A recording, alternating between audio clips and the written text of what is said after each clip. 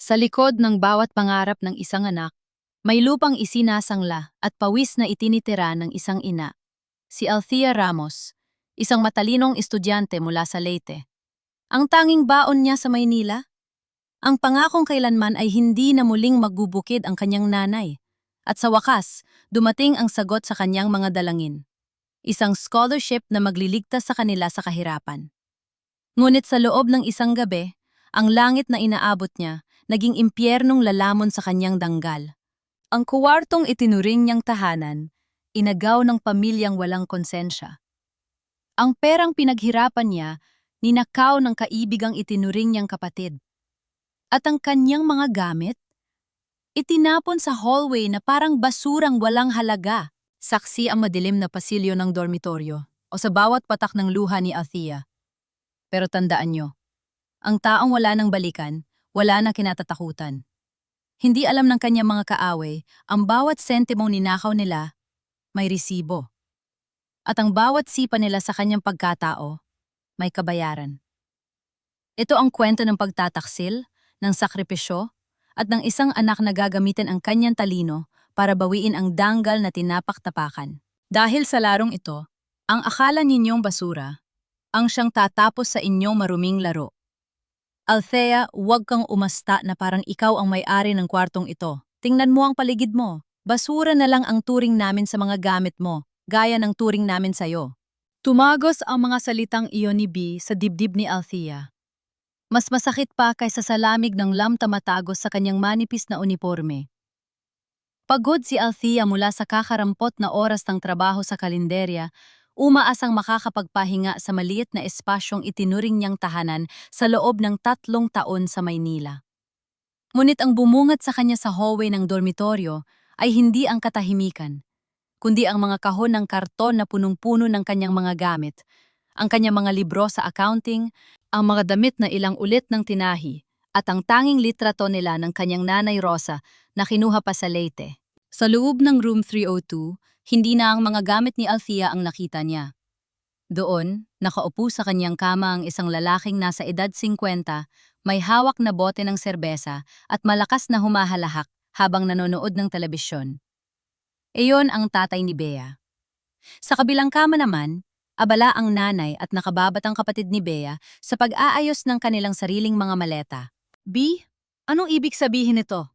Nanginginig ang boses na tanong ni Althea. Bakit nandito ang pamilya mo? At bakit nasa labas ang mga gamit ko? Mumisi si B, ang babaeng itinuring niyang matalik na kaibigan at kasama sa hirap simula nung first year college sila. Emergency, Althea. Nawala ng tirahan ang pamilya ko sa probinsya at kailangan nila ng matutuluyan dito sa Manila. Total, palagi ka namang wala rito dahil sa trabaho mo. Naisip ko na mas kailangan nila ang kama mo kaysa sayo. Pero nagbabayad ako rito, may kontrata ako. Sigaw ni Althea, pilit na pinipigilan ng luha. Kontrata? Isang matandang babae ang lumitaw mula sa likod ni Bea. Si Miss Murley, ang manager ng dormitoryo, o nakilalang masungit at pera-pera lang ang tinitingnan. Althea, huwag kang mag-eskandalo rito. May pinirmahan kang voluntary exit form kaninang umaga. Sinabi mo rito na mas pipiliin mong tumira sa labas para makatipid at ibinibigay mo na ang slot mo kay Bea. Ano? Wala akong pinipirmahan kahit ano! Nanlaki ang mga mata ni Althea. Sa puntong yun, mabilis niyang kinuha ang kanyang cellphone. Isang masamang kutob ang bumalot sa kanya. Binuksan niya ang kanyang banking app para tingnan ang scholarship allowance na kapapasok lang kaninang hapon. Ang perang pambayad sana niya sa huling semester. At pambili ng gamot ng kanyang ina. Nabitawan ni Althea ang kanyang bag. Ang balanse sa screen? 0. 30 buong piso. Nawala na parang bula. At ang huling transaction? Isang transfer papunta sa isang electronic wallet account na pamilyar sa kanya. Yon ang numerong madalas gamitin ni Bea kapag napapabayad ito ng mga ambagan sa kwarto. Magnanakaw? Bulong ni Althea. Ang galit ay nagsisimulang pumalit sa kanyang takot. Bea, ninakaw mo o pera ng scholarship ko? Paano mo nagawa to? Alam mong yon, na lang ang inaasahan namin ni nanay. Lalong lumapad ang ngisi ni Bea, habang ang kanyang ama ay tumayo at lumapit sa pintuan. Tila nananakot ang tindig nito. Ninakaw. Wala kang ebidensya, Althea. Baka nakakalimutan mo, ikaw ang may utang sa amin. Yung mga panahong wala kang pangkain, sino ang napapakain sa'yo? Ngayon, quits na tayo. Lumapit si Althea para bawiin ang kanyang card mula sa lamesa. Ngunit mabilis siyang itinulak ni Miss Murley palabas ng pinto. Umalis ka na rito, Althea Ramos. Ayaw namin ng magnanakaw at nanggugulo rito. Sabi ni Bea, minanakawan mo raw sila kaya ka namin pinalayas.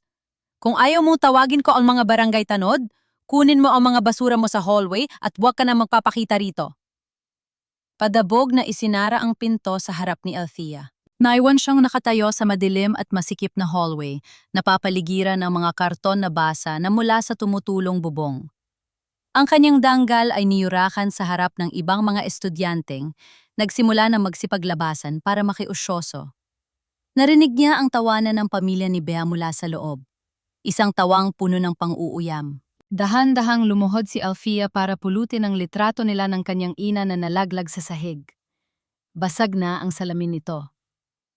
Naalala niya ang boses ng kanyang nanay Rosa kaninang umaga sa telpon.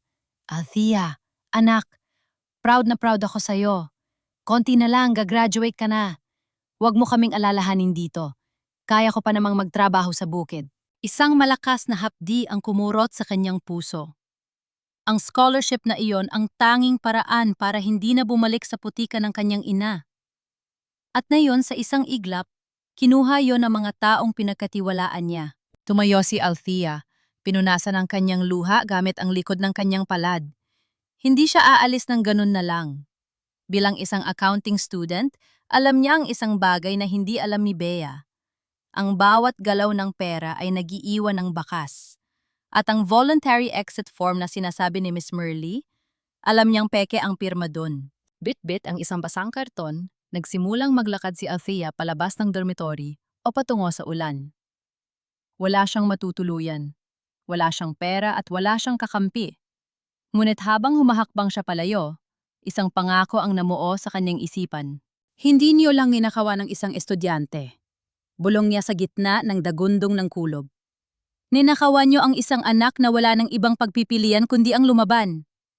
Hahanapin ko ang bawat sentimong kinuha niyo at sisiguraduhin ko ang bawat tawa niyo ngayon ay magiging iyak pagdatating ng araw ng paniningil.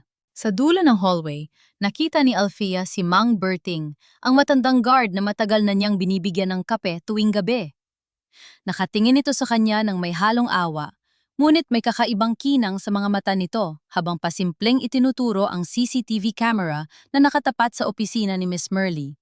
Ang camera na alam ng lahat na sira, pero tanging sila lang ni Mang Berting ang nakakaalam na gumagana pa pala. Napahinto si Althea.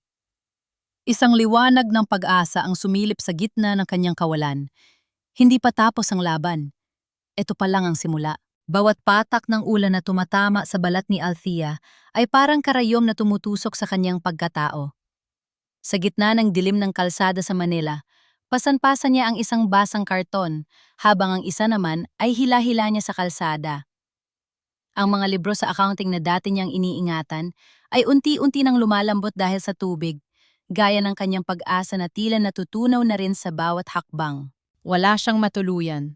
Sa laki ng lungsod na ito, wala siyang ibang matatawagan. Ang mga kaibigan niya sa universidad, karamihan sa kanila ay taga Maynila na may sariling buhay. At ang iba naman ay natatakot madami sa gulo dahil sa impluensya ni Miss Murley sa dormitoryo.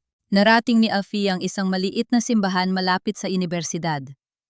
Sa ilalim ng bintana ng kumbento, may maliit na espasyong hindi gaanong inaabot ng ulan. Doon niya inilapag ang kanyang mga gamit. Naupo siya sa malamig na semento, yakap-yakap ang kanyang mga binti habang nanginginig sa ginaw. Inilabas niya ang kanyang cellphone mula sa bulsa, ang tanging bagay na tuyo dahil binalot niya ito ng plastic. Muli niyang binuksan ang kanyang banking app, umaasa sa isang himala. Pero hindi nagbabago ang katotohanan. Napahikbi si Althea. Ang 30,000 piso na iyon ay hindi lang pera. Iyon ang pambayad niya sa tuition para sa huling semester. Iyon ang pambili ng uniforme, pambayad sa board exam review, at higit sa lahat, iyon ang perang ipinangako niya kay Nanay Rosa na gagamitin niya para hindi na kailangang ibenta ang kanilang huling piraso ng lupa sa Leyte. Diyos ko, bakit? Bulong niya sa gitna ng hikbi. Nag-aaral naman ako ng mabuti. Hindi naman ako ng daraya. Bakit kailangan mangyari to? Biglang nag-vibrate ang kanyang cellphone. Isang tawag mula sa nanay. Nanigas si Althea. Pinunasan niya agad ang kanyang luha at pilit na kinalma ang kanyang boses bago sumagot. Hello, Nay? Althea, anak! Masigla ang boses ni Nanay Rosa sa kabilang linya. Nakatanggap ako ng mensahe mula sa barangay hall kanina. Sabi mo, aprobado na ang scholarship mo? Salamat sa Diyos, anak. Kanina pa ako nagpapasalamat sa altar natin dito. Sabi ko sa tito mo, wag na niyang ituloy ang paghahanap ng buyer sa bukid natin dahil nakaraos na tayo. Parang may bumara sa lalamunan ni Althea. Ang bawat salita ng kanyang ina ay parang isang kutsilyong humahati sa kanyang puso. Paano niya sasabihin ang totoo? Paano niya sasabihin na ang perang inaasahan nila ay ninakaw na ng iba? Oo po, Nay. Maayos na po ang lahat, pagsisinungaling ni Althea, habang ang mga luha ay muling dumadaloy sa kanyang pisngi. Huwag niyo na pong isipin yung bukid. Magpahinga na kayo riyan. Mabuti naman, anak. Proud na proud kami sa'yo rito. Konting tiis na lang. Graduate ka na. Sige na, alam kong nagre-review ka pa. Mag-iingat ka riyan sa Manila, ha? Mahal na mahal ka namin. Pagkababa ng telepono, tuluyang bumigay si Althea. Humagulgol siya sa gitna ng ingay ng ulan at kidlat. Ang hiya at utang na loob sa kanyang pamilya ang nagpabigat sa kanyang dibdib. Hindi niya hahayaang mawala ang bukid nila. Hindi niya hahayaang magwagi sina Bea at Miss Merly. Binuksan niya ang kanyang basang bag at hinanap ang isang lumang notebook. Doon, nakasulat ang mga transaction records na ginawa niya para sa dormitoryo o nung siya pa ang tumatayong treasurer ng kanilang palapag. Naalala niya ang sinabi ni Bea kanina. Wala kang ebidensya. Mali ka, Bea, sambit ni Althea. Ang kanyang mga mata ay unti-unting nagiging matapang sa gitna ng kawalan. Accountant ang kinakalaban mo. Alam ko kung saan niya itinago ang bawat pirma at bawat dokumentong dinaya niyo. Naalala niya ang pahiwatig ni Mang Berting tungkol sa CCTV. Alam niyang hindi lang basta-basta ibibigay ng guard ang footage dahil maaari itong matanggal sa trabaho. Kailangan niyang makuha ang tiwala nito. O kailangan niyang makapasok sa loob ng opisina ni Miss Merly nang walang nakakakita. Ngunit may isa pang problema. Bukod sa pera, ang scholarship ni Althea ay maaaring kanselahin ng universidad kung mapapatunayan ang paratang ni Bea na siya ay isang magnanakaw. Ang voluntary exit form na may peke niyang pirma ay isang malakas na ebidensya laban sa kanya sa mata ng eskwelahan. Sa gitna ng kanyang pag-iisip, napansin ni Althea ang isang lalaking nakatayo sa di kalayuan ng simbahan, may hawak na payong, at tila kanina pa siya pinagmamasdan. Kinabahan siya. Ito ba ay isa sa mga tauhan ng tatay ni Bea? O baka naman isang tao magdadala ng panibagong gulo? Dahan-dahang lumapit ang lalaki. Nang maaninag ni Althea ang mukha nito sa ilalim ng ilaw ng poste, nanlaki ang kanyang mga mata. Si Simon, ang dati niyang blockmate na lumipat ng kurso patungong law at ang tanging tao na nakakaalam ng sikreto ni Bea noong nakaraang taon, isang sikretong maaaring mapabagsak sa pamilya nito kung mabubuksan ang tamang pintuan. Althea, anong ginagawa mo rito sa gitna ng ulan? Tanong ni Simon. Ang boses ay puno ng pag-aalala. Tumingin si Althea sa kanyang mga basang gamit, sa basag na litrato ng kanyang ina, at pagkatapos ay kay Simon. Sa sandaling yon, alam ni Althea na kailangan niyang pumili.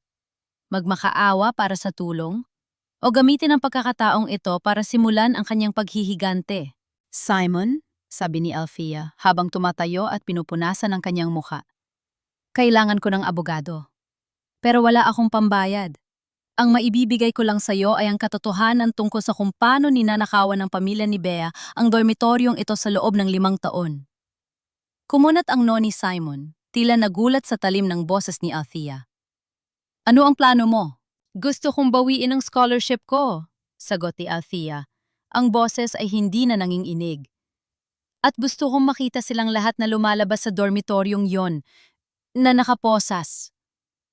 Binuksan ni Simon ang kanyang payong at pinasilong si Althea. Hindi siya makapaniwala na ang babaeng kilala sa unibersidad bilang pinakamatalino sa accounting. Ang babaeng laging maayos at kalmado ay nasa ganitong kalagayan. Hindi ako humihingi ng limos, Simon. Paglilinaw ni Althea. Ang kanyang boses ay malamig pa sa hanging dumarating. Gusto ko lang ang hustisya. At alam kong ikaw lang ang law student na may lakas ng loob na banggain ang pamilya ni Bea. Dinala ni Simon si Althea sa isang maliit na 24-hour convenience store sa kanto. Binilhan niya ito ng mainit na kape at ilang pirasong tinapay. Habang pinatutuyo ni Althea ang kanyang buhok gamit ang mga tissue, sinimulan niyang ilatag ang mga piraso ng puzzle. Bakit kailangang mangyari ito ngayon, Althea? Tanong ni Simon habang tinitingnan ang basang scholarship notification. Bakit nagmamadali silang paalisin ka? Dahil sa demolisyon, sagot ni Althea. Uminom siya ng kape, ramdam ang hapdi nito sa kanyang lalamunan.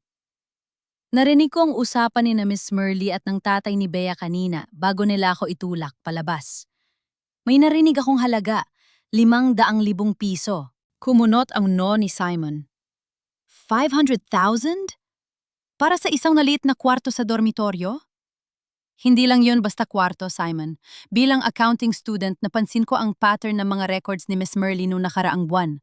Ang dormitoryong ito ay nasa ilalim ng isang kumpanya na kukuha ng lupa para itayo ang isang mall. Ang mga legal na residente na naroroon bago ang petsa ng demolition ay makakatanggap ng relocation settlement. Inilabas ni Althea ang kanyang notebook na puno ng mga numero. Ang pamilya ni B ay hindi nawala ng bahay sa probinsya. Pumasok sila rito para magpanggap na residente ng Room 302. At para magawa yon, kailangan nilang burahin ang pangalan ko sa listahan.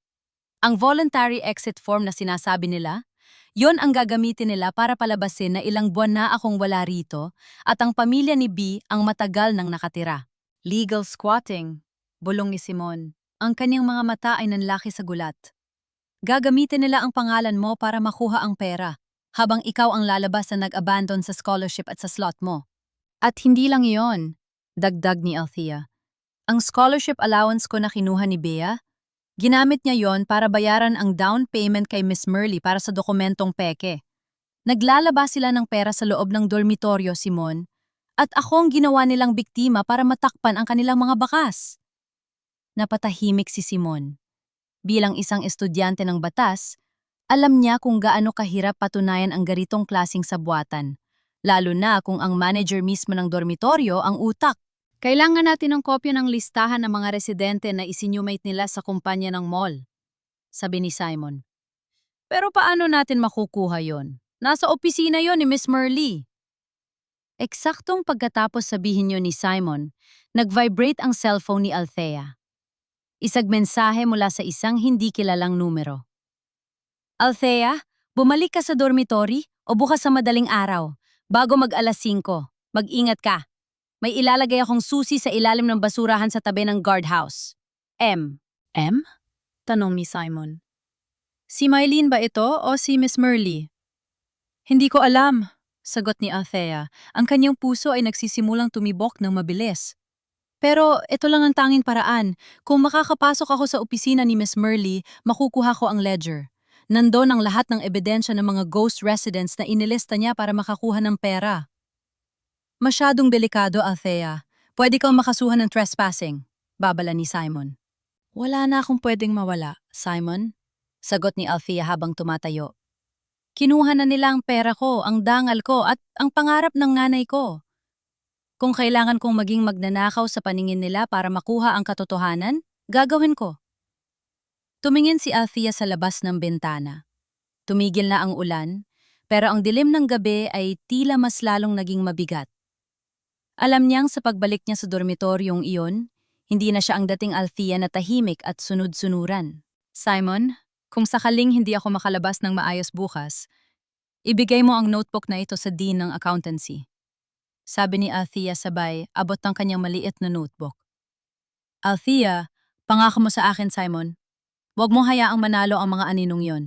Habang naglalakad si Althea pabalik sa dormitory, o sa gitna ng madaling araw, hindi niya napansin na may isang itim na sasakyan na dahan-dahang sumusunod sa kanya mula sa malayo. Sa loob ng sasakyan, isang pamilyar na boses ang nagsalita sa telpo. O nandito na siya. Siguraduhin niyo na hindi na siya makakagawa ng kahit anong inay pagpasok niya. Madilim pa ang langit na makarating si Althea sa tapat ng dormitoryo. Ang bawat kanto ng gusaling ito ay dati niyang kabisado. Pero ngayon, tila isa itong malaking kaba o nahandang lalamon sa kanya. Ang lamig na madaling araw ay nanunuot sa kanyang manipis na jacket. Pero mas malamig ang kaba sa kanyang dibdib. Dahan-dahan siyang lumapit sa tabi ng guardhouse.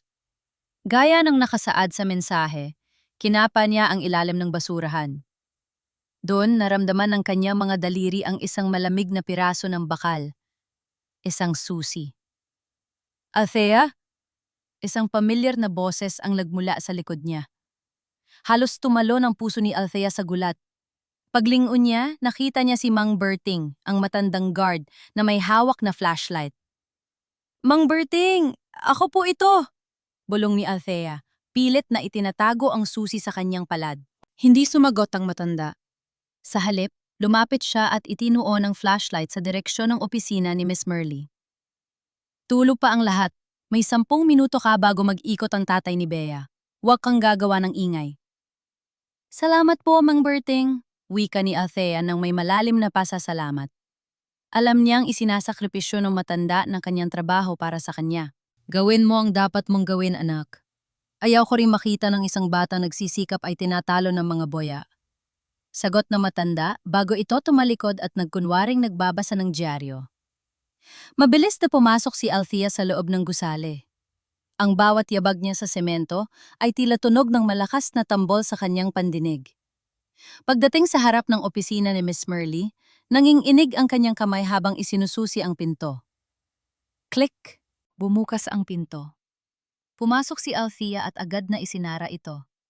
Ang amoy ng lumang papel at pabango ni Miss Merle ay bumalot sa kanya.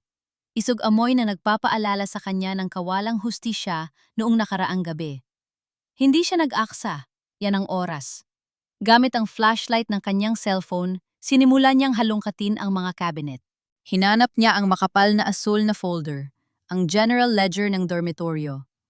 Bilang accounting student, alam niyang hindi ito itatapon ni Miss Merle dahil nandoon ang lahat ng ebidensya ng kanyang mga illegal na koleksyon. Sa wakas, nahanap niya ito sa ilalim ng isang tumpok na mga resibo. Binuklat niya ang folder at doon ay tumambad ang katotohanan. Ang listahan ng settlement claimants para sa demolisyon. Ang kanyang mga kamay ay lalong nanginig nang makita ang pangalan niya sa listahan. Pero sa tabi ng kanyang pangalan, may nakasulat na Status Relinquished. Beneficiary Rodolfo Santos. Rodolfo Santos, bulong ni Althea. Yun ang pangalan ng tatay ni Bea. Dinaya nila ang dokumento para palabasin na kusang loob niyang ibinigay ang kanyang karapatan sa pera sa tatay ni Bea. Ngunit may isang bagay pang nakakuha ng kanyang atensyon. Isang maliit na piraso ng papel ang nakasingit sa gitna ng ledger. Isa itong sulat kamay na tala. Merle, huwag mo kakalimutan ang parte ni na Mylene at Joy. Pero si Bea ang bahala sa kanila. Ipaalam mo lang sa kumpanya na 5 ang nakatira sa room 302 para mas malaki ang makuha nating compensation. Sa ibaba ng tala may nakasulat na, M, bantayan mo si Althea. Huwag mo hahayaang makalapit sa opisina. Napahinto ang paghinga ni Althea. Ang M na nagbigay sa kanya ng susi, hindi si Miss Merle. At hindi rin si Mylene para tulungan siya. Isang bitag ito. Biglang bumukas ang ilaw sa loob ng opisina. Galing mo ring accountant, Althea. Nahanap mo agad ang hinahanap mo. Ang boses ni Bea ay nagmula sa pintuan. Nakatayo ding si Bea, kasama si Mylene at ang kanyang tatay na si Rodolfo na may hawak na tubong bakal. Si Mylene ay nakayuko, hindi makatingin ng diretsyo kay Althea. Mylene, ikaw ang nag-text sa akin? Tanong ni Althea, habang mahigpit na yakap ang ledger. Pasensya na, Althea, bulong ni Mylene. Kailangan ko rin ng pera. Sabi ni Bea, kung hindi ako susunod, ako ang isusunod nilang palayasin. Numisi si Bea at lumapit. Akala mo ba ganon kadali kaming talunin? Ngayon nandito ka na, may bago kaming ebidensya laban sa'yo. Trespassing at pagnanakaw ng mahahalagang dokumento. Hindi ito sa inyo, Bea. Ito ang ebidensya ng pandaraya nyo, sigaw ni Althea. Sino ang maniniwala sa'yo? Banat ni Rodolfo habang humahakbang palapit. Isang pulubing estudyante laban sa manager ng dormitoryo o at sa amin? Akin na yung folder na yan kung ayaw mo masaktan. Sa sandaling yon, narinig ni Althea ang malakas na pagbusina ng sasakyan sa labas. Naalala niya si Simon. Pero malayo si Simon. Kailangan niyang gumawa ng paraan. Tumingin si Althea sa paligid at nakita ang fire extinguisher sa tabi ng lamesa. Tumingin siya kay Mylene na tila nagdadalawang isip pa rin sa kanyang ginagawa. Mylene, alam mo ba na sa listahang ito wala ang pangalan mo? Pagsisinungaling ni Althea gamit ang kanyang huling alas. Pinura ka na ni Bea. Gagamitin ka lang nila para mahuli ako, pero sa huli, silang pamilya lang ang kukuha ng 500,000. Sandaling natigilan si Mylene at tumingin kay Bea. Totoo ba yon, Bea? Sabi mo hati-hati tayo. Huwag kang makinig sa kanya, Mylene. Nagsisinungaling yan. Sigaw ni Bea halatang nataranta. Sa gitna ng kanilang pagtatalo, mabilis na kinuha ni Althea ang fire extinguisher at ibinuga ang puting usok sa mukha ni Rodolfo at Bea. Sa gitna ng gulo at ubo, tumakbo si Althea palabas ng opisina, bitbit ang ledger at ang kanyang notebook. Huliin niyo siya! Sigaw ni Rodolfo.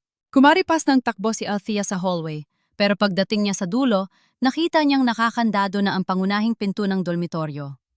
Wala si Mang Berting. At mula sa likod niya, naririnig na niya ang mabibigat na yabag ni Rodolfo. Wala na siyang matatakbuhan. Ngunit sa gilid ng hagdan, nakita niya ang pinto patungo sa rooftop. Hinihingal na narating ni Althea ang rooftop. Malamig ang simoy ng hangin bago ang pagsikat ng araw at ang langit ay unti-unti nang nakakaroon ng bahid ng kulay ube at kahel. Ngunit sa gitna ng kapayapaan ng kalangitan, ang puso ni Althea ay tila isang tambol na mabilis na pinapalo.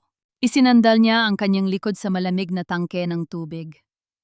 Yakap-yakap niya ang asul na folder at ang kanyang notebook na parang ito na ang huling bagay na magliligtas sa kanyang buhay. Ang puting usok mula sa fire extinguisher ay unti-unti nang naglalaho sa kanyang paningin.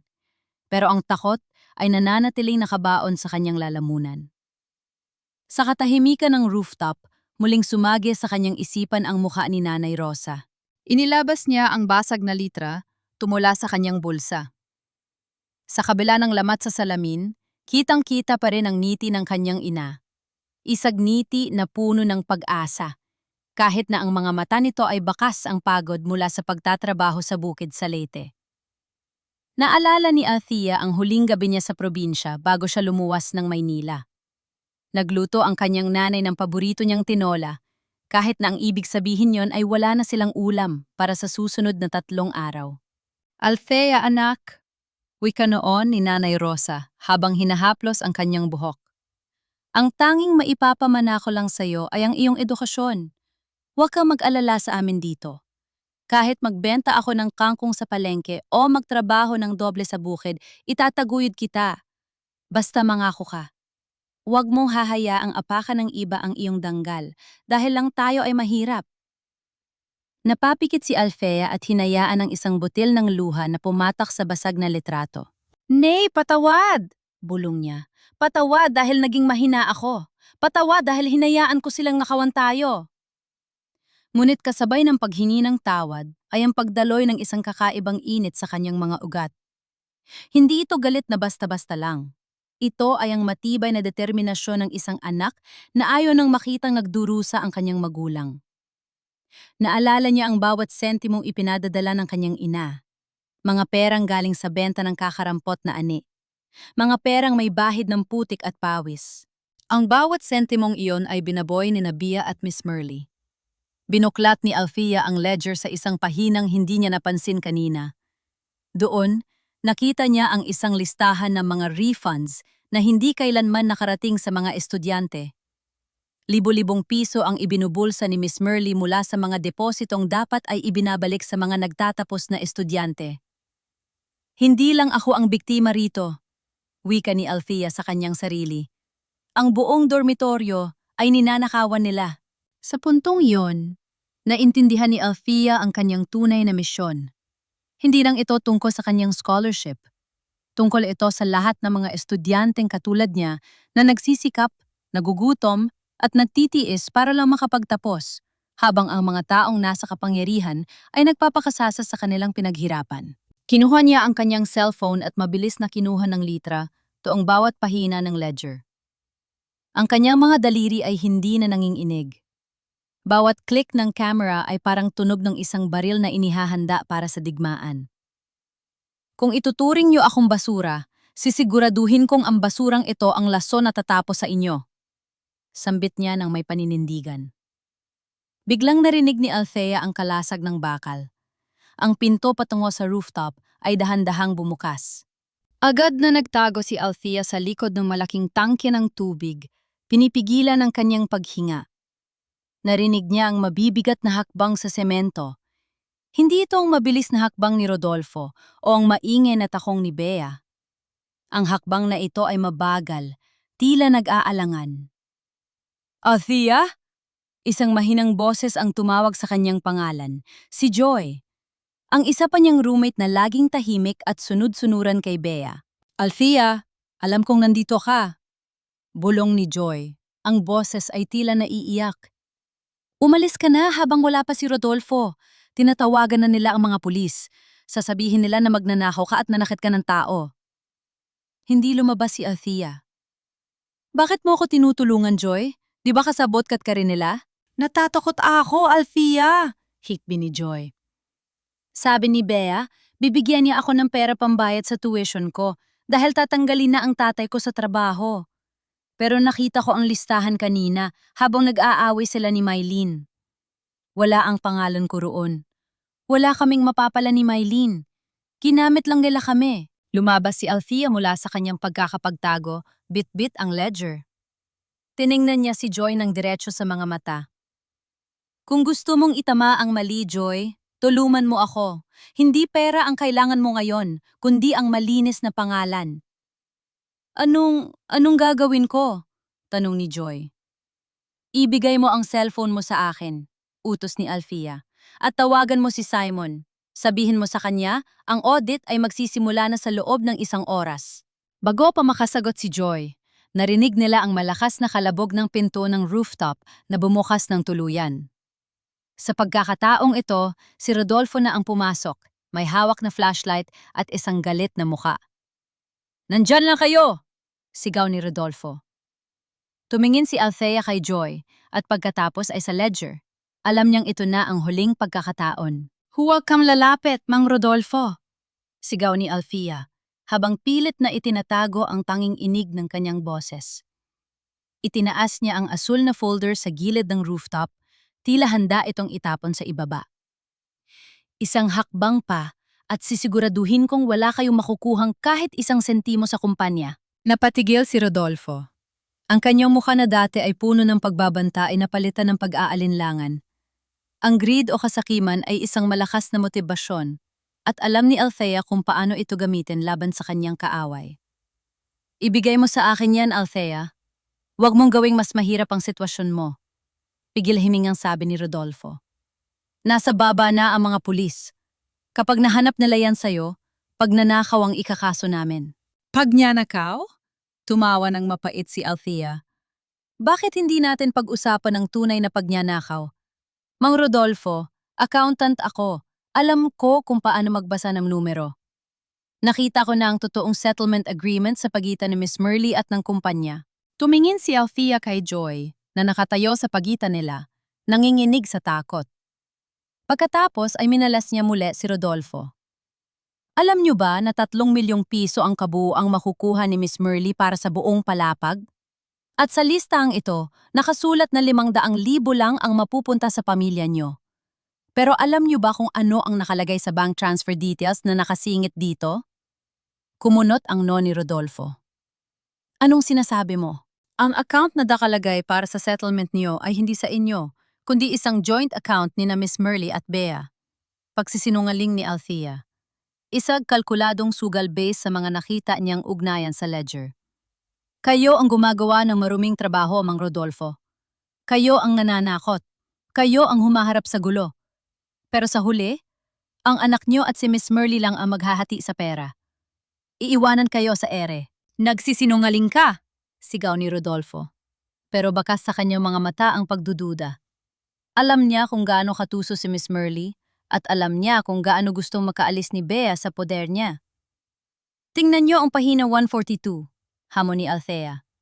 Nandon ang audit trail. Kung talaga mahalaga kayo sa kanila, bakit wala ang pangalan niyo sa beneficiary list? Bakit Bea Santos and Merly Cruz lang ang nakasulat? Sa sandaling yon, narinig ang malakas na wangwang ng pulis mula sa ibaba ng dormitoryo. Ang liwanag ng asul at pulang ilaw ay tumatama sa mga pader ng rooftop.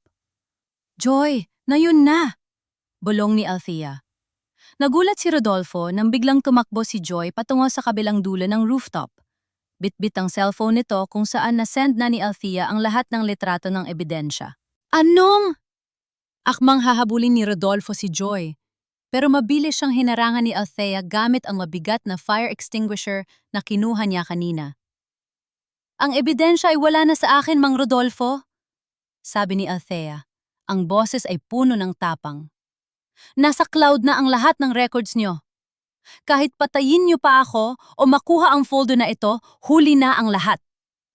Sa loob ng ilang minuto, matatanggap na ni Simon at ng Dean ng accountancy ang lahat ng pandara, yang ginawa niyo. Napahinto si Rodolfo. Ang kanyang mga kamay ay nakakuyom. Sa gitna ng kaguluhan, biglang bumukas ang pinto ng rooftop at pumasok si Miss Merly at Bea, hinihingal at namumutla. Rodolfo, nakuha mo na ba? Sigaw ni Miss Merly. Nandyan na ang mga pulis. Sabihin mo sa kanila na tinangka kang patayin ni Althea. Tumingin si Rodolfo kay Miss Merly at pagkatapos ay kay Bea na hindi makatingin ng diretso sa kanya. Ang binhing itinanim ni Althea na pagdududa ay nagsimula ng tumubo. Merly? Totoo ba? Tanong ni Rodolfo. Ang boses ay mababa at mapanganib. Totoo ba na kaming dalawa lang ni Bea ang nasa account? O kayong dalawa lang? Natigilan si Miss Merly. Anong pinagsasabi mo? Kunin mo na ang folder. Sagutin mo ako, sigaw ni Rodolfo. Kinuha ko na ang lahat ng panganib. Pinatalsi ko ang batang ito. Ginawa ko ang lahat ng gusto nyo. Tapos lolokohin niyo lang ako? Pa, huwag kang makinig sa kanya. Sinisiraan niya lang tayo. Depensa ni Bea. Pero ang kanyang boses ay nanginginig. Lumapit si Althea sa gilid ng pinto, dahan-dahang umaatras habang ang tatlong fanziten ay nagsisimulang mag-away-away. Ito ang counter-attack na binuo niya. Hindi gamit ang dahas kundi gamit ang katotohanang hinaluan ng takot at kasakiman. Ang bawat sentimo ay may resibo, Bea, wika ni Althea. At ang resibong ito ang magpapatunay na kahit ang sarili mong pamilya, kaya mong traidurin para sa pera. Biglang pumasok ang mga pulis sa rooftop, kasunod si Simon na may dalang mga dokumento at isang seryosong muka. Bitawan niyo ang lahat!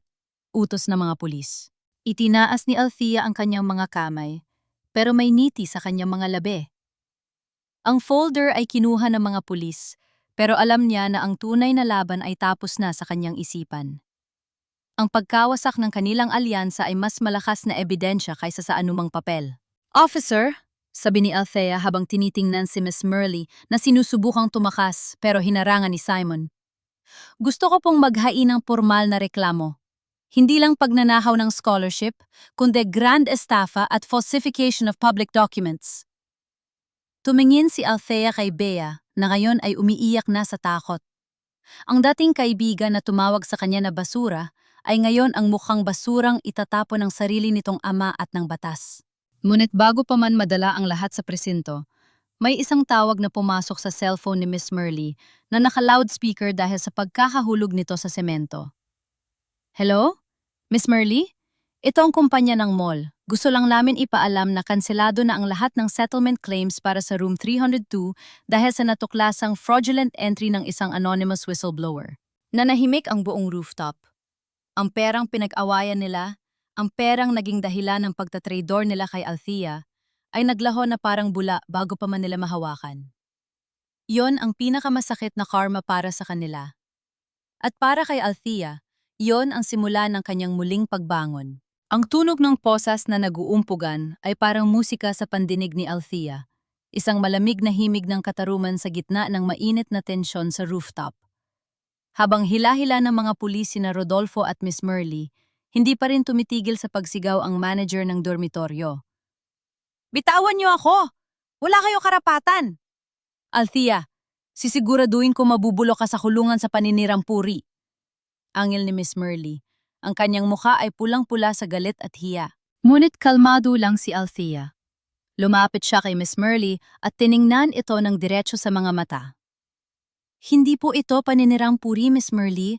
Ito ay isang audit. At sa accounting kapag hindi balanse ang libro, may nandaraya. Ngayong gabi, nahanap na natin kung sino ang magnanakaw. Inilabas ni Simon ang isang sealed envelope at ibinigay sa lead officer. Inspector, nandoon po ang digital trail ng transfer mula sa scholarship fund ni Althea patungo sa account ni Bea Santos. At nahanap din namin ang dokumento ng falsification kung saan ginaya ang pirma ni Althea sa voluntary exit form. Pa, makinig ka! Sinisiraan lang nila ako! Iyak ni Bea habang pilit na kumakawala sa hawak ng pulis. Tumingin si Rodolfo sa kanyang anak. Ang kanyang mga mata ay puno ng pait. Tumahimik ka, Bea. Narinig ko ang lahat. Pati ako, na sarili mong ama. Ginawa mong tao-tauhan para lang makuha ang pera. Akala ko ba para sa pamilya natin ito? Pero plano mo palang tumakas kasama ang manager na ito? Hindi yan totoo! Sigaw ni Bea. May isa pa kaming natuklasan, sabat ni Simon, na lalong nagpatahimik sa lahat. Hindi lang si Althea ang ninakawan ni Bea. Inspector, tignan niyo ang personal bank account ni Miss Merly Cruz. Noong nakaraang linggo, may nawalang 200,000 piso sa savings niya. At hulaan niyo kung kanino lumipat? Nanlaki ang mga mata ni Miss Merly. Napalingon siya kay Bea na biglang namutla at hindi na makapagsalita. P? Anong ibig sabihin nito? Tanong ni Miss Merly. Ang boses ay nanginginig na sa takot. Ginamit ni B ang access mo sa computer ng opisina para i-transfer ang pera mo sa sarili niyang secret account. Paliwanag ni Althea. Habang abala ka sa pagnanakaw sa mga estudyante, ang alaga mo ay abala sa pagnanakaw sa iyo. Ganyan ang mangyayari kapag ang pundasyon ng samahan niyo ay kasakiran, mauwi kayo sa pagkakanulo sa isa't isa. Isang malakas na sampal ang gumapo sa pisngi ni Bea mula kay Miss Merly bago pa sila tuluyang mapaghiwalay ng mga pulis. Ang kaguluhan ay narinig hanggang sa ibaba ng dormitoryo, kung saan ang ibang mga estudyante ay nagsimula ng maglabasan, saksi sa pagbagsak ng mga taong dati ay kinatatakutan nila. Dinala ang mga suspect sa presinto, pero naiwan si Althea sa rooftop kasama si Simon at si Milene na kanina pa nakatayo sa isang sulok umiiyak. Althea, patawarin mo ako, hikbi ni Mylene. Takot lang ako. Sabi ni Bea, wala na akong matutuluyan kung hindi ako susunod sa kanya. Pero ako ang nag-email sa developer ng mall. Hindi ko na kaya ang konsensya ko. Napabuntong hininga si Althea. Lumapit siya kay Mylene at hinawakan ang balikat nito. Ang takot ay hindi sapat na dahilan para manira ng buhay ng iba, Mylene. Pero salamat sa paggawa ng tama sa huli. Ang katotohanan ang magpapalaya sa iyo. Pero kailangan mo ring harapin ang magiging desisyon ng universidad tungkol sa scholarship mo. Tulungan mo ako, Althea? Pagmamakaawa ni Mylene. Hindi ko hawak ang batas, Mylene. Pero masasabi ko na ang pag-amin mo ang unang hakbang para makuha mo muli ang dignidad mo. Sagot ni Althea. Pagbaba nila sa hallway, sinalubong sila ni Mang Berting. May hawak itong maliit na plastic bag. Althea, anak, heto ang mga gamit mong naiwan sa guardhouse. Pasensya ka na at hindi kita agad na ipagtanggol kanina. Sapat na po ang ginawa niyo, Mang Berting. Kayo ang naging mata ko sa dilim. Pasasalamat ni Althea. Sa gitna ng lahat ng ito, alam ni Althea na hindi pa tapos ang laban. Bukas ng umaga, kailangan niyang harapin ang dean ng accountancy. Ang paratang ang pagnanakaw ay kailangan pang formal na malinis sa kanyang record para maibalik ang kanyang scholarship. Althea, kailangan nating maghanda para bukas, paalala ni Simon. Maaaring wala na sina Miss Merly pero ang reputasyon mo sa eskwelahan ay nakataya pa rin. Alam mo naman ang universidad, napakahigpit nila pagdating sa moral character. Alam ko, Simon. Sagot ni Althea habang tinitingnan ang asul na folder na hawak na ngayon ng mga pulis bilang ebidensya. Pero kung nagawa kong balansehin ang mga numerong dinaya nila, kaya ko ring ituwid ang pangalan ko. Hindi ako papayag na ang huling semester ko ay mabahiran ng dumi ng ibang tao. Abang naglalakad sila palabas ng dormitoryo, Huminto si Althea at lumingon sa room 302. Ang ilaw sa loob ay patay na, tila isang simbolo ng pagtatapos ng isang madilim na kabanata sa kanyang buhay. Simon! Tawag ni Althea. Bakit? Salamat. Kung hindi dahil sa'yo, baka hanggang ngayon ay nasa gilid pa rin ako ng simbahan at umiiyak. Ngumiti si Simon. Sabi ko naman sa'yo, kailangan mo lang ng tamang katuwang sa batas. Pero ikaw ang gumawa ng mabigat na trabaho, Althea. Ikaw ang humarap sa kanila. Sumakay sila sa sasakyan ni Simon para ihatid si Althea sa pansamantalang matutuluyan, sa bahay ng isang tita ni Simon na handang tumulong. Ngunit bago sila makaalis, isang itim na sasakyan ang huminto sa tapat nila. Bumaba ang isang lalaki na kabarong, may dalang attaché case. Ito ay si Ate Valdez, ang kinatawan ng kumpanya ng mall na nagmamay-ari ng lupa ng dormitoryo. Miss Althea Ramos? Tanong ng abogado. Ako po, sagot ni Althea nang may pagtataka. Gusto ka naming makausap ng management bukas ng hapon. Dahil sa impormasyong ibinigay mo, hindi lang napatunayan ang fraud ni Miss Merly, kundi nailigtas mo rin ang kumpanya mula sa malaking pagkakamali sa settlement. May alok kami sa'yo na sa tingin ko ay makakatulong sa pag-aaral mo. Nagkatinginan sina Althea at Simon. Isang pinto ang nagsara, pero tila isang malaking gate na pagkakataon ang bumubukas. Ngunit sa kabila ng magandang balita, may isang text message na pumasok sa cellphone ni Althea na hindi niya inaasahan. Galing ito sa numerong hindi rehistrado. Huwag kang masyado magdiwang, Althea. Ang pamilya Santos ay may mga kaibigan sa itaas na hindi mo kilala. Ang gulo ay nagsisimula pa lang. Nanlamig si Althea. Tumingin siya sa paligid pero wala siyang nakitang kahina-hinala. Alam niyang sa mundong ginagalawan niya, ang katarungan ay hindi laging madaling makuha. At ang mga taong makapangyarihan ay hindi basta-basta sumusuko. Hindi pa man nakakabawi ng tulog si Althea, ang sikat ng araw ay tila isang babala na kailangan niyang bumangon. Habang nakatingin sa kawalan sa loob ng maliit na kwartong tinutuluyan niya, paulit-ulit na tumatakbo sa isip niya ang banta sa text. Ang gulo ay nagsisimula pa lang. 9:09 ng umaga. Sa loob ng opisina ng Dean of Accountancy, ang hangin ay kasing lamig ng yelo. Nakaupo si Althea sa harap ng mahabang lamesa, katapat ang Dean at si Ate Rivera, isang lalaking naka-Amerikana na may aura ng kapangyarihan. Siya ang abogado na ipinadala ng pamilya Santos. Miss Ramos, simula ng Dean. Nandito tayo dahil sa mga seryosong paratang laban sa'yo. Sinasabi ni Ate Rivera na ang lahat ng ebidensyang ipinakita mo sa presinto kagabi ay pawang manipulado. Na ginamit mo ang iyong kaalaman sa accounting para i-frame up si Miss Merly at ang pamilya Santos. Hindi yan totoo, Dean, mahinahong sagot ni Althea, bagamat ang kanyang mga kamay ay nakakuyom sa ilalim ng lamesa. Ang digital trail ay hindi nagsisinungaling. Ngunit ang digital trail na sinasabi mo ay galing sa isang computer na ikaw lang ang may access noong gabing yon. Sabat ni Ate Rivera nang may mapang uyam ng ngiti. Sinasabi namin na pinasok mo ang opisina ng iligal at binago ang mga records para pagtakpan ng sarili mo pagnanakaw ng scholarship fund. At nasaan ang ebidensya nyo? Tanong ni Simon na nakatayo sa tabi ni Althea. Ang ebidensya ay ang mismong logbook ng dormitoryo o nakasalukuyang nawawala, sagot ng abogado. Naniniwala kami na ninakaw ito ni Miss Ramos dahil nandoon ang patunay na siya ay matagal nang hindi nagbabayad ng upa. Naguguluhan si Althea. Ang logbook? Alam niyang hindi na iyon kinuha. Bigla niyang naalala ang gabi sa rooftop. Ang asul na folder lang ang nakuha niya. Pero ang itim na logbook, nasaan yon? Dean, kung hindi malilinaw ang isyong ito sa loob ng 24 na oras, mapipilitan ng universidad na bawiin ang iyong scholarship at i-expel ka ng tuluyan. Wika ng Dean ng may panghihinayang. Lumabas si Althea sa opisina na tila umiikot ang mundo. Alam niyang ito na ang sinasabing malakas na kaibigan ng mga Santos. Gagamitin nila ang batas para baliktarin ang katotohanan. Althea, kailangan nating mahanap ang logbook na yon, bulong ni Simon. Yon ang susi. Kung nandoon pa yon sa dormitory, o kailangan makuha natin bago nila itapon. Alam ko kung saan ito itinatago ni Miss Merly kapag puno na. Naalala bigla ni Althea. Sa bodega sa ilalim ng hagdan. Pero bantay sarado ang dormitoryo ngayon. Ako na ang bahala sa mga pulis sa labas, sabi ni Simon. Humanap ka ng paraan para makapasok sa likod. Bumalik si Althea sa dormitoryo, ang lugar na naging impyerno niya.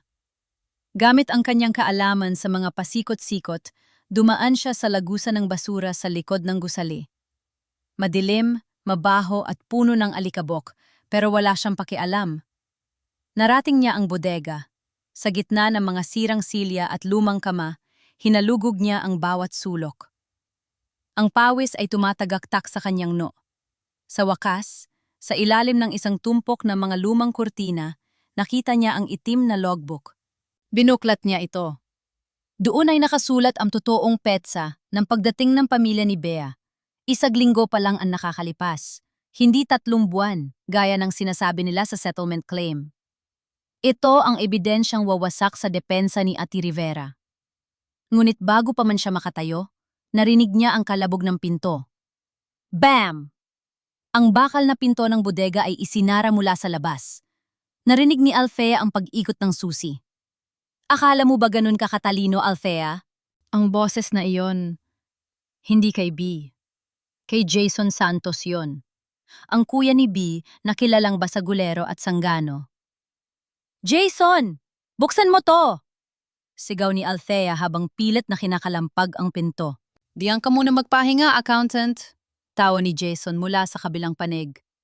Sabi ni Ate Rivera, kailangan lang naming mawala ang logbook na yan kasama mo. At huwag tsak ka mag-alala, walang makakarinig sa'yo rito. Soundproof ang bodegang yan simula nung ginawa itong kulungan ni Miss Merly para sa mga lumalabag sa rules. Nakaramdam si Althea ng panunuyo ng lalamunan. Ang bodega ay walang bintana. At ang lalong nagpakaba sa kanya ay ang amoy ng usok na nagsisimulang pumasok mula sa ilalim ng pinto. Jason, anong ginagawa niyo? Sigaw ni Althea. Masyadong marami nang alam ang logbook na yan, Althea. Oras na para maging abo ang lahat ng ebidensya. Pati na ang taong humahawak nito. Narinig ni Althea ang pag-alis ng mga yabag ni Jason. Kasabay nito, ang amoy ng gasolina at usok ay lalong tumitindi. Sinubuki kanyang gamitin ang kanyang cellphone pero walang signal sa loob na makapal na pader ng bodega. Tulong! May tao rito! Sigaw niya hanggang sa mamalat ang kanyang boses. Ang init ay nagsisimula ng manunuot sa pinto. Ang usok ay unti-unti nang pumupuno sa maliit na espasyo. Napaupo si Althea sa sahig, tinatakpan ang kanyang ilong gamit ang kanyang jacket. Ang itim na logbook ay mahigpit niyang niyakap sa kanyang dibdib. Sa gitna ng banta ng kamatayan, hindi takot ang naramdaman ni Althea, kundi galit. Galit para sa kanyang ina na naghihintay sa Leyte. Galit para sa sarili niyang pangarap na pilit nilang sinusunog. Hindi ako mamamatay rito. Bulong niya sa gitna ng ubo. Hindi sa ganitong paraan. Tumingin siya sa paligid at nakita ang isang lumang tubo ng tubig na may kalawang na. Sa tapat nito ay ang circuit breaker ng dormitory o na nakakabit sa pader ng bodega. Isang ideya ang pumasok sa kanyang isip. Isang delikadong ideya na maaaring pumatay sa kanya o magligtas sa kanya. Kung masisira niya ang tubo at mapapaabot ang tubig sa circuit breaker, magkakaroon ng short circuit sa buong gusali. Ang fire suppression system at ang mga electronic locks ay maaaring bumukas ng kusa bilang safety protocol. Kinuha niya ang isang mabigat na bakal na paa ng mesa at buong lakas na hinampas ang tubo. Clang! Clang! Clang! Sa bawat hampas, ang usok ay lalong kumakapal. Nahihirapan na siyang huminga. Ang paningin niya ay nagdidilim na. Sa huling hampas, ang tubo ay sumabog at ang tubig ay humaging sa circuit breaker. Isang malakas na spark ang bumalot sa silid, kasunod ang katahimikan ng pagkakaputol ng kuryente. Biglang tumunog ang alarm ng dormitoryo. Beep! Beep! Beep! Ngunit ang pinto, nanatiling sarado. Nawala na ng lakas si Althea. Napahiga siya sa basang semento. Ang logbook ay nananatiling protektado sa ilalim ng kanyang katawan. Habang unti-unting nawawala ang kanyang malay, narinig niya ang isang malakas na paghampas mula sa labas. Althea? Althea, nandiyan ka ba? Ang boses ni Simon. O baka naman guni-guni na lang niya. Ang huling naramdaman ni Althea ay ang pagbukas ng pinto at ang pasok ng malamig na hangin, bago tuluyang lamunin ng dilim ang kanyang paningin. Ang amoy ng gamot at antiseptiko ang unang gumising sa diwa ni Althea. Ngunit sa likod niyon, nananatili ang malansang amoy ng usok na tila nakakapit na sa kanyang balat. Dahan-dahan niyang iminulat ang kanyang mga mata at bumungad ang puting kisame ng Universidad Clinic. Althea! Salamat sa Diyos, gising ka na! Boses ni Simon ang narinig niya. Baka sa mukha nito ang puyat at labis na pag-aalala. Agad na napaupo si Althea kahit kumikirot ang kanyang dibdib sa bawat paghinga. Ang logbook? Simon, ang logbook! Inabot ni Simon ang itim na logbook mula sa lamesa sa tabi ng kama. Medyo may sunog ang mga gilid nito at basa ang pabalat, pero buo pa rin ang mga pahina. Ligtas, Althea. Ligtas ang ebidensya. Kung hindi ka nakagawa ng paraan para mag-short circuit ang kuryente, hindi ka mahahanap agad ng mga bumbero. Munti ka nang mamatay. Napahawak si Althea sa logbook. Nanginginig ang kanyang mga daliri. Hindi siya makapaniwala na sa paghahangad ng pera. Handa si Jason at ang pamilya Santos na pumatay. Gusto nilang burahin ako, Simon. Hindi na lang ito tungkol sa settlement. Masama silang tao. Naka-file na ang attempted arson at frustrated homicide laban kay Jason. Seryosong sabi ni Simon. Pero si Ate Rivera, itinatang-i pa rin ang koneksyon ni Bea at Miss Merly sa nangyari. Sinasabi nilang aksidente lang ang sunog. Bago pa makasagot si Althea, dahan-dahang bumukas ang pinto ng klinik. Pumasok si Joy at Mylene. Pareho silang namumutla. Ang kanilang mga mata ay namamaga sa kaiiyak. Althea, bulong ni Joy, patawarin mo kami. Hindi namin nakalain na aabot sila sa panununog. Nakita namin si Jason na tumatakbo palayo sa bodega bago umusok. Natatakot kami, Althea. Baka kami naman ang isunod nila. Tiningnan sila ni Althea ng matagal. Wala nang galit sa kanyang puso, kundi isang malalim na pagod. Joy, Mylene, hindi ako ang dapat niyong katakutan. Ang konsensya niyo ang lalaman sa inyo kung mananatili kayong tikomang bibig. Sa tingin niyo ba, pagkatapos nila akong iligpit, hahayaan nilang mabuhay ang mga saksing katulad niyo? Nagkatinginan ng dalawa. Ang katotohanang binitawan ni Althea ay parang isang malamig na tubig na gumising sa kanilang ulirat. Magsasalita na kami, madiing sabi ni Mylene. May record din ako sa cellphone ko. Nung gabing pinalayas kanila, narinig ko si Miss Merly at Bea na nagtatawanan tungkol sa kung paano nila dinaya ang scholarship portal mo. Akala nila natutulog na ako, pero nirecord ko ang lahat bilang proteksyon ko. Isang tipid na ngiti ang sumilip sa mga labi ni Althea. Sa wakas, ang audit na sinimulan niya ay nakakakuha na ng mga nawawalang piraso.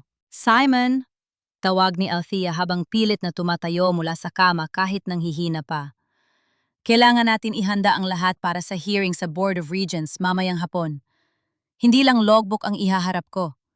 Ihaharap ko ang buong katotohanan, mula sa pagnanakaw ng scholarship hanggang sa tangkang pagpatay. Sigurado ka ba, Althea? Kailangan mong magpahinga? Pag-aalala ni Simon. Magpapahinga lang ako kapag nakuha ko na ang katarungan para sa nanay ko. Sagot ni Althea, habang inaayos ang kanyang gusot at may mansa ng abong uniforme. Ang accounting ay tungkol sa balanse, at ngayong araw, titiyakin kong magbabayad sila hanggang sa huling sentimo. Lumabas si Althea ng klinik ng may bagong lakas. Habang naglalakad siya sa pasilyo ng universidad, maraming nakatingin sa kanya. Ang iba ay may awa, ang iba ay may pangungutya pa rin. Ngunit hindi na siya ang Althea na yumuyuko sa hiya. Ang kanyang danggal ay hindi nanggagaling sa kung anong meron siya, kundi sa katotohanang hawak niya. Tinawagan niya ang kanyang nanay Rosa sa huling pagkakataon bago ang hearing.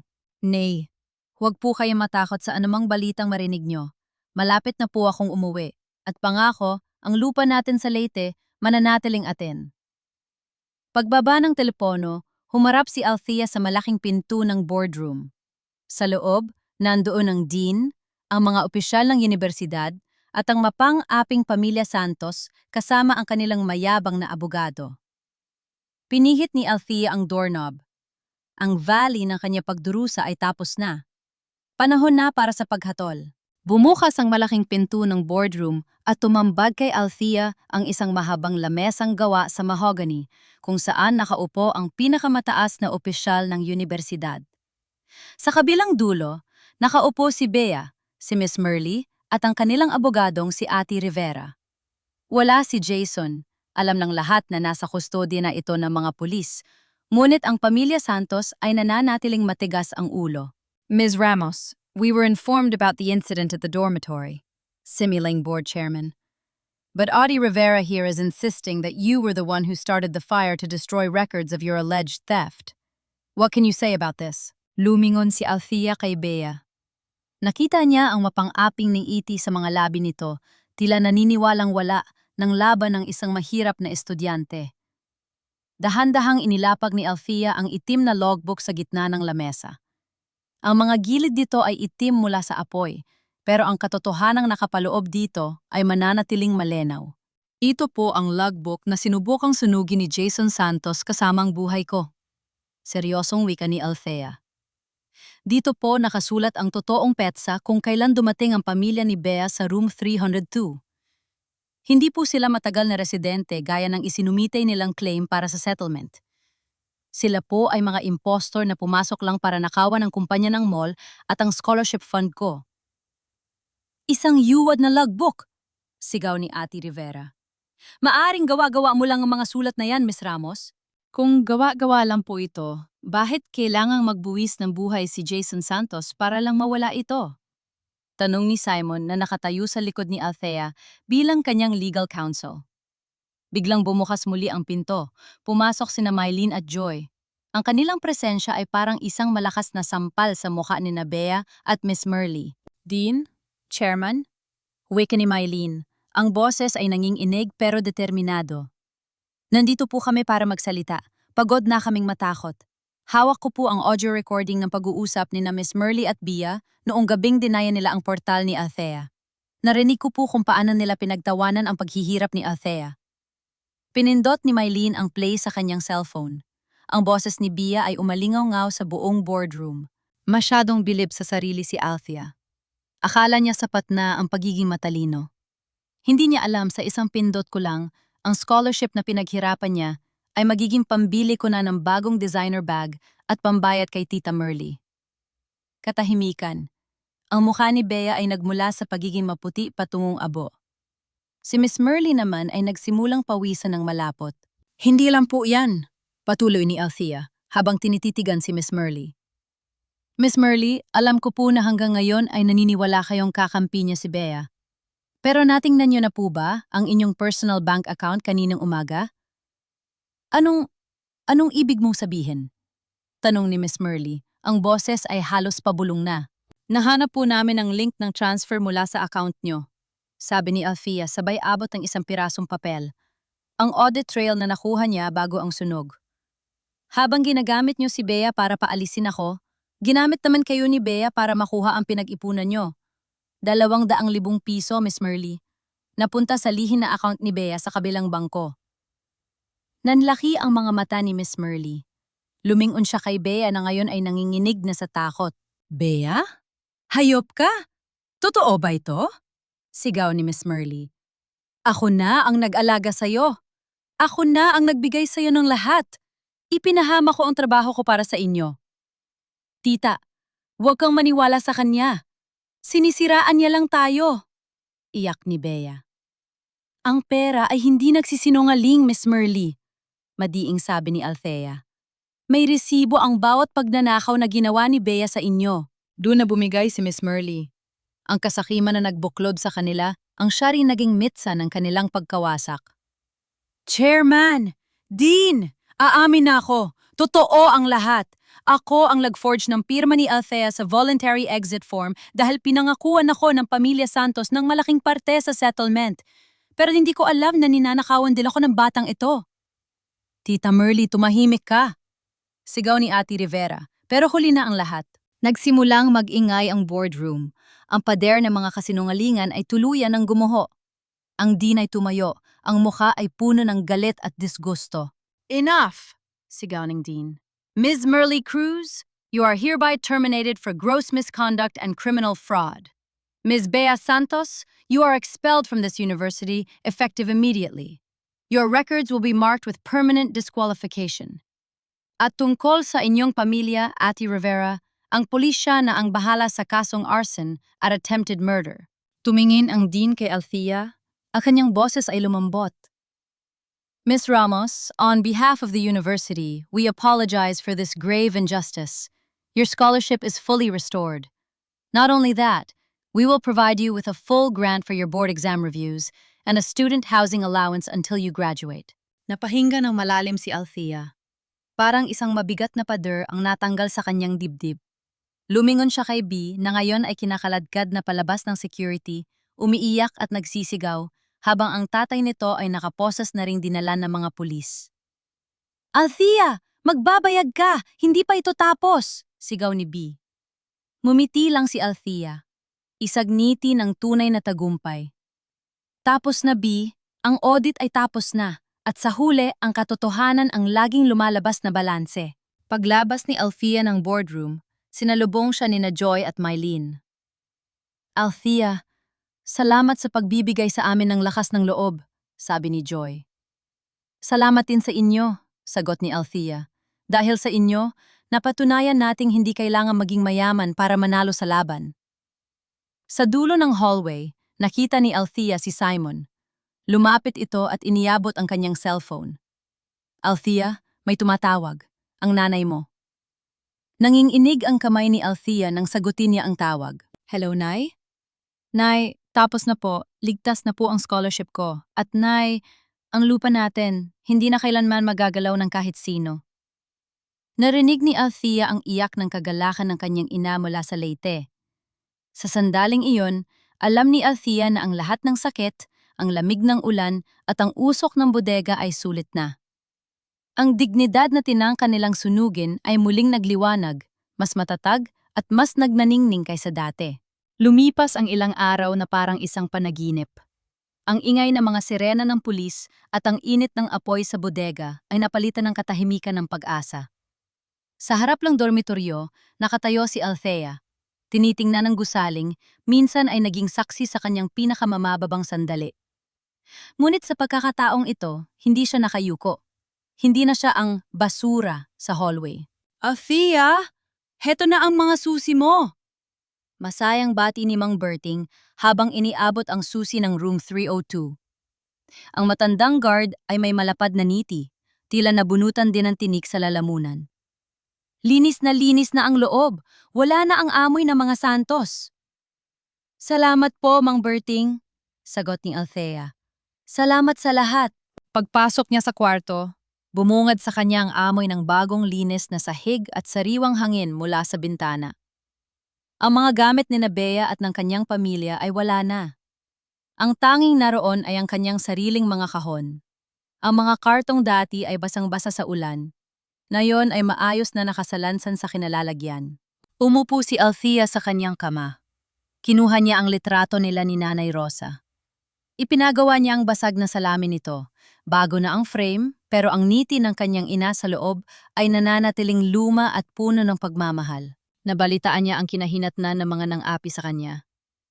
Si Miss Merly ay nahaharap sa patong-patong na kaso ng grand estafa at falsification of public documents. Si Rodolfo at Jason Santos ay nananatili sa loob ng kulungan dahil sa arson at attempted homicide. Si Bia naman, bagama at nakalaya sa piyansa, ay tuluyan ng tinanggalan ng karapatang makapag-aral sa anumang unibersidad sa bansa dahil sa bigat ng kanyang record. Ang pamilyang Santos na dati naghahangad ng 500,000 piso ay ngayon ay baon sa utang para sa mga abogado at danyos. Karma. Hindi ito dumating na mabilis, pero dumating itong balanse. Isang katok sa pinto ang pumutol sa kanyang pag-iisip. Si Simon. Handa ka na ba? Tanong ni Simon, na may dalang isang maliit na buke ng bulaklak. May naghihintay sa'yo sa baba. Sino? Tanong ni Althea. Ang kinatawan ng kumpanya ng mall. Gusto nilang iabot ng formal ang Excellence in Integrity Award mo, kasama ang tseke para sa iyong huling semester housing allowance. Napangiti si Althea. Simon, hindi ko ito magagawa kung wala ka. Ginawa mo ito dahil accountant ka, Althea. Biro ni Simon. Alam mo kung kailan dapat maningil? Bago lumabas, kinuha ni Althea ang kanyang cellphone. Idiniya niya ang numero sa Leyte. Nay? Althea, anak! Kumusta ka na riyan? Boses ni Nanay Rosa, puno ng kagalakan. Nay, maayos na po ang lahat. Nakasettle na po ako sa kwarto ko. At Nay, may darating po na pera yan sa susunod na linggo. Huwag na niyo pong alalahanin ng bayad sa patubig sa bukid. Ako na po ang bahala. Salamat sa Diyos, anak. Alam ko namang hindi ka pababayaan ng langit dahil mabuti kang bata. Nay, hindi lang po langit ang tumulong. Natutunan ko pong ipaglaban ang sarili ko. Hindi na po tayo aapihin ng kahit sino. Pagbaba ni Althea sa lobby, sinalubong siya ng palakpakan ng mga kapwa niya estudyante. Ang mga taong dati ay nakiusyoso sa kanyang pagbagsak ay ngayon ay nakatingin sa kanya ng may paghanga. Hindi dahil sa nakuha niyang pera, kundi dahil sa paninindigang ipinakita niya. Tumayo si Althea ng matuwid. Ang bawat hakbang niya ay may tunog ng kumpiyansa. Sa huling semester ng kanyang pag-aaral, hindi na lang accounting ang matutunan niya. Natutunan niya na ang pinakamahalagang asset ng isang tao ay hindi ang laman ng bank account, kundi ang integridad na hindi mabibili ng anumang settlement. Ang basura sa hallway ay naging simbolo ng tagumpay. At sa bawat numerong isusulat ni Althea sa kanyang mga libro sa hinaharap, alam niyang palaging may resibo ang katarungan. 2 taon ang mabilis na lumipas. Sa loob ng malawak at maringal na plenary hall ng Philippine International Convention Center, PICC, umuulan ng palakpakan. Ngunit sa gitna ng libu-libong tao, iisang mukha lang ang hinahanap ng mga mata ni Althea Ramos. Nang tawagin ang kanyang pangalan, tila huminto ang mundo. Althea Ramos, Certified Public Accountant. Top 1 CPA Licensure Examination. Suot ang kanyang itim na toga at ang medalyang ginto na kumikinang sa ilalim ng mga ilaw. Dahan-dahang umakyat si Althea sa entablado. Habang hawak niya ang kanyang diploma, hindi ang kanyang tagumpay ang naisip niya, kundi ang gabi sa hallway ng dormitoro, kung saan itinapon ang kanyang mga pangarap na parang basura. Sa unang row ng mga upuan, nakita niya si Nanay Rosa. Nakasuot ang kanyang ina ng isang simpleng asul na dress. Ang unang magandang damit na binili ni Althea para sa kanya mula sa kanyang unang sahod bilang audit associate. Ang mga kamay ni Nanay Rosa, na puno ng kalyo mula sa pagtatrabaho sa bukid sa Leyte, ay walang tigil sa pagpunas ng mga luha ng kagalakan. Ang lupang balak, isanla noon ay hindi lang nanatili sa kanila. Ngayon, ito ay isa na sa pinakamaunlad na palayan sa kanilang barangay dahil sa tulong at kaalamang ipinadala ni Althea. Pagkatapos ng seremonya, sinalubong ni Althea ang kanyang ina. Isang mahigpit na yakap ang namagitan sa kanila. Isugyakap na nagbubura sa lahat ng hirap, gutom at pang-aalipusta. Nay, heto na po ang resibo ng lahat ng sakripisyo nyo. Bulong ni Althea habang isinusuot ang kanyang medalyang ginto sa leeg ng ina. Salamat anak. Alam kong hindi ka susuko. Hikbi ni Nanay Rosa. Sa di kalayuan, nakita ni Althea si Simon. Isa na itong ganap na abogado at nayon ay katuwang ni Althea sa isang proyektong malapit sa kanilang puso. Ang Althea's Legal and Financial Aid Center. Isang maliit na opisina na tumutulong sa mga estudyanteng mahihirap na biktima ng pang-aabuso at korupsyon sa mga dormitor, at universidad. Nabalitaan ni Althea ang huling balita tungkol sa mga Santos. Si Miss Merly ay nasa loob pa rin ng kulungan. Iniwan ng lahat ng mga kaibigang akala niya ay kakampi niya. Si Bia naman ay nakitang nagtatrabaho bilang isang hamak na kahera sa isang malayong probinsya. Pilit na itinatago ang kanyang mukha sa hiya dahil sa kanyang masamang record na nakatatak na sa internet. Wala silang nakuha sa settlement at ang pangarap nilang yaman ay naging abo na gaya ng bodega nung gabing yun. Habang naglalakad si Althea palabas ng hall, tumigil siya sandali at tumingin sa langit. Ang araw ay maliwanag, tila nagbibigay ng baspas sa kanyang bagong simula. Ang buhay ay parang isang malaking ledger.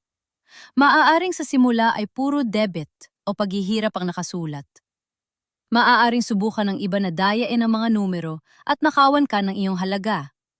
Pero hanggat hawak mo ang integridad at katotohanan, dating ang panahon na ang lahat ay magiging balanse. Ang dating tinawag na basura ay isa na ngayong ginto. At sa bawat transaksyon ng kanyang buhay, alam ni Althea na ang pinakamahalagang yamanan ay ang danggang na kailanman ay hindi mananakaw ng kahit sino. Dahil sa huli, ang katarungan ay laging may resibo.